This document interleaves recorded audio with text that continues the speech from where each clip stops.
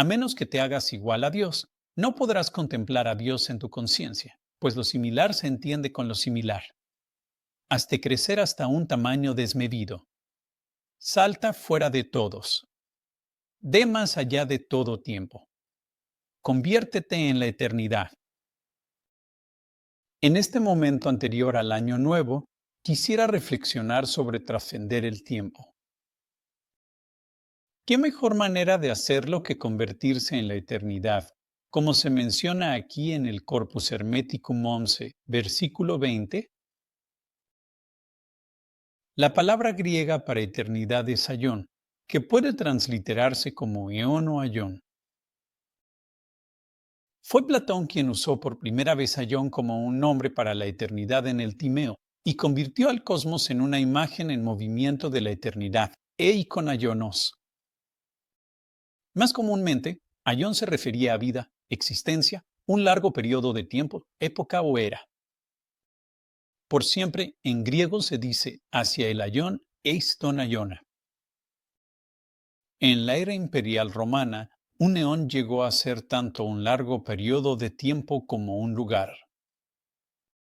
Los cristianos podían, y de hecho se referían a este mundo, o cosmos, como un aion e incluso como un aion maligno.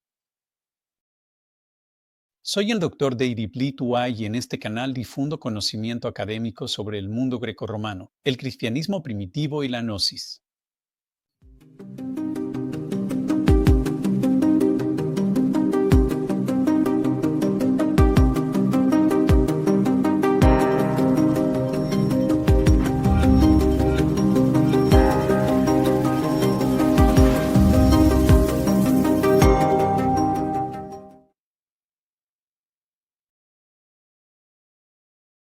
A pesar de lo que escuches en Internet, no existía un dios oficial o bien definido llamado aion conocido por los griegos y romanos en la antigüedad.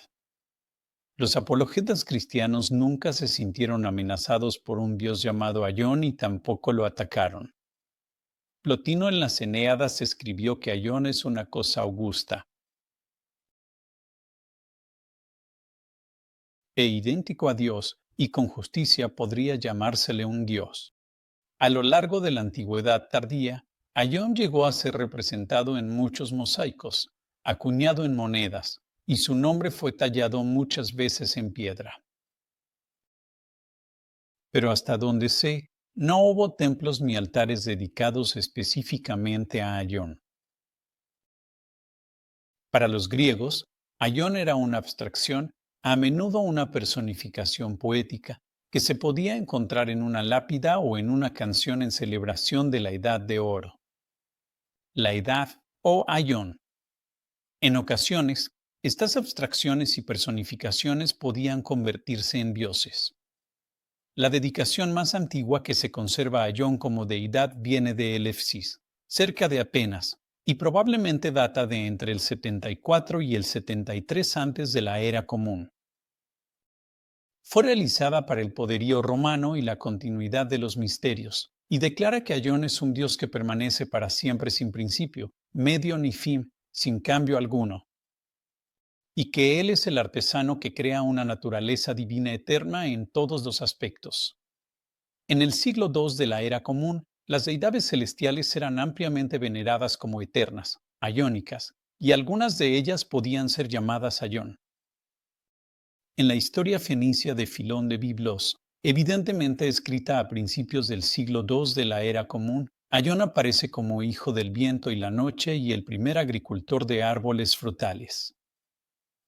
En la mente de muchos griegos, aion se convirtió en un dios al fusionarse con el dios solar Helios Ra, alias Pi-Ra. El poeta cretense de mediados del siglo II, Mesómedes, rezaba al sol como aion. Y personalmente, creo que el oráculo del Apolo de Claros, según lo reportado en la filosofía y enseñanzas posteriores, también podría depender de la identificación de aion con el sol. En este oráculo, el Dios Supremo es identificado como un calor ígneo e ilimitado puesto en movimiento, el aion sin límites, y entre los bienaventurados, Él es aquel contra quien nada se puede hacer, autonutrido, no instruido, sin madre, inquebrantable, sin hacer uso de nombre ni de palabra, habitando en el fuego. Este es Dios. Pero la descripción de Helios como Aion está mejor atestiguada en los papiros mágicos griegos. En PGM 1, 200, por ejemplo, el Aion es Helios, llamado Señor de todos los ángeles. Y en esta oración, el suplicante pide protección contra todos los poderes mágicos excesivos de un daimon aéreo y del destino. En PGM 4, 1169 tenemos instrucciones para hacer una estela útil para todas las cosas, incluso la liberación de la muerte. Y comienza con una alabanza al único y bendito de los Ayans y Padre del mundo, es decir, el Sol. Más adelante, tenemos un hechizo en PGM 12 que es una consagración para un anillo mágico, útil para toda operación. Y en el anillo hay una gema tallada con una serpiente Uroboros. Y sobre la serpiente hay una representación de Helios inscrito como Abrasax.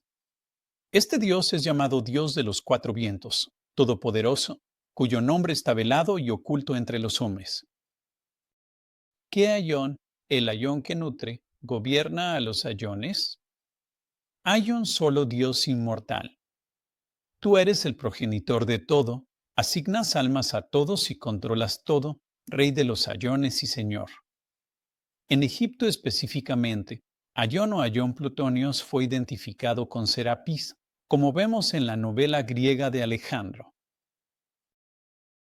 Como la viva representación de la eternidad, Aion estaba más allá de todos los dioses ligados al tiempo y su medición, como los dioses estelares.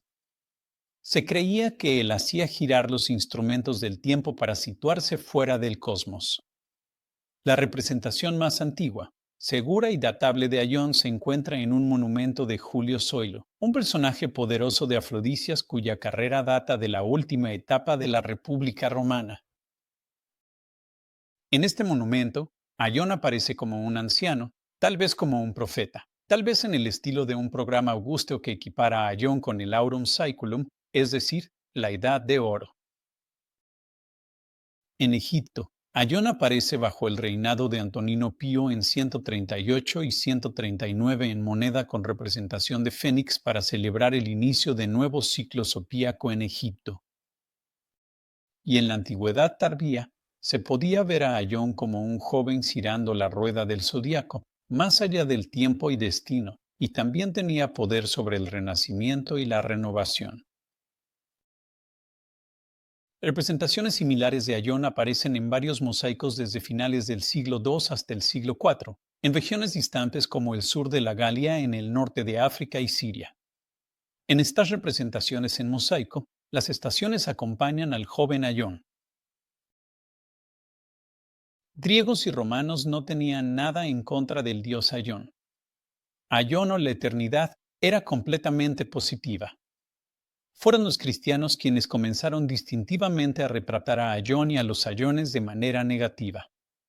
Según Efesios 2:2, cito, ustedes estaban muertos en sus delitos y pecados, en los cuales anduvieron conforme al Aion de este cosmos, conforme al príncipe del poder del aire. Ahora bien, aunque esto no se menciona en muchos comentarios, la estructura paralela de esta oración ciertamente hace parecer que Aion en este versículo es un agente, una persona, es decir, el príncipe del poder del aire. Es común entender que este ser es Satanás. Marción, de manera interesante, lo entendía como el creador o un creador inferior que tenía control sobre el mundo inferior. En la misma carta, encontramos una referencia a Aiones en plural en Efesios 3:9. Cito, este don me fue dado para iluminar el plan del misterio escondido desde los Aiones por el Dios que creó todas las cosas. Y en el pasaje paralelo de Colosenses 1:26, encontramos el misterio escondido desde los Aiones y las generaciones, ahora revelado a sus santos.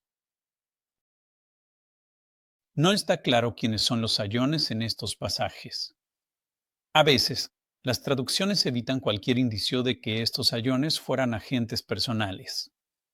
Solo sabemos que no estaban al tanto de los misterios de Dios, y si no tenían conocimiento, entonces eran seres que podían tener conocimiento. Irónicamente, Ignacio dice que Cristo se manifestó a los ayones por la estrella gigantesca que apareció en su nacimiento. Esto se encuentra en la recensión media de su carta a los Efesios, y él dice que la iglesia de Efeso es famosa a la vista de todos los ayones. De hecho, los cristianos de esa época podían referirse a su Dios supremo o Padre como el Creador o Padre de los ayones. Este era un lenguaje perfectamente válido y aceptable entre figuras como Clemente de Roma y Justino Mártir. Para los gnósticos cristianos, por supuesto, los ayones eran mayormente positivos.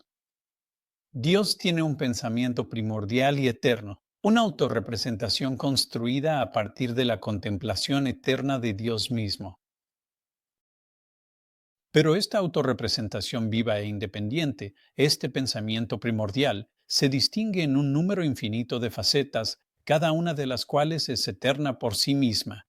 Estas facetas del pensamiento divino, siempre pensantes, obviamente son llamadas ayones o eternidades. Estas eternidades son la proliferación del pensamiento de Dios en su infinita complejidad. Son el desarrollo dinámico de la conciencia divina a medida que se expande y se vuelve infinitamente compleja. Debido a que Dios es grandioso, el misterio de la naturaleza infinita de Dios no fue revelado a estos ayones.